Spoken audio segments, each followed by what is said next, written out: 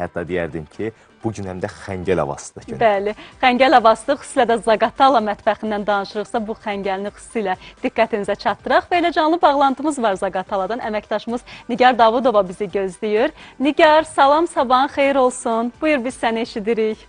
Sabahın xeyir, Nigar.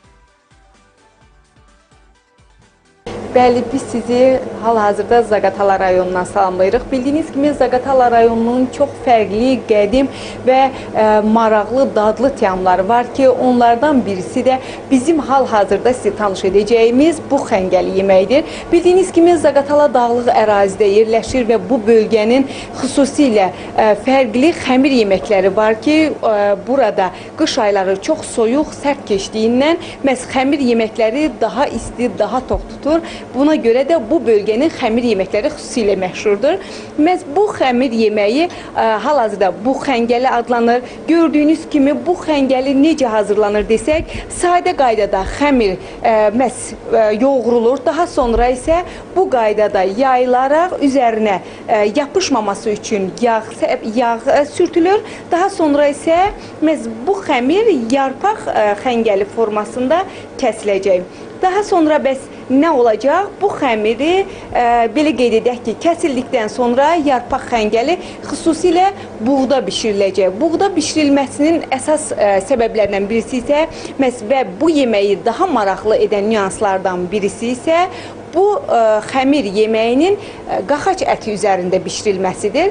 Qaxac əti nədir? Bəs bəlkə tamaşaçılarımız arasında, izləyicilərimiz arasında qaxac əti haqqında məlumatı olmayanlar ola bilər. Bunu da izah edək. Biz hal-hazırda kameramanımızdan xahiş edək ki, bu xəngəlinin bişirilməsini bizə göstərsin. Bu gördüyümüz hal-hazırda qaxac əti üzərində bu xəngəli düzülüb.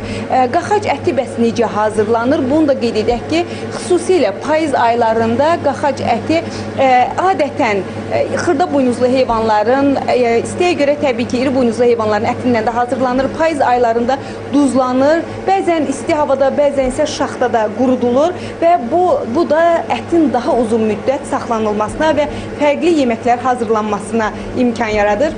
Belə ki, Zaqatalada ümumiyyətcə bu bölgədə deyə bilərik ki, qaxac ətindən hazırlanan sürhüllü, qaxac ətindən hazırlanmış aş, eyni zamanda məşhur təamlardan birisi də məhz bu xəngəlidir ki, bu xəngəldə dediyimiz kimi hazırda xəmir məhz ətin üzərinə qoyulur, daha sonra isə onun içərisinə tökülən su vasitəsilə çıxan buxarda 10-15 dəqiqə ərzində bişirilir və 10-15 dəqiqədən sonra isə bu yemək xüsusilə servis edilir və bu bölgənin də ən çox sevilən, xüsusi qonaqların gəldiyində hazırlanan təamlarından birisinə çevrilir.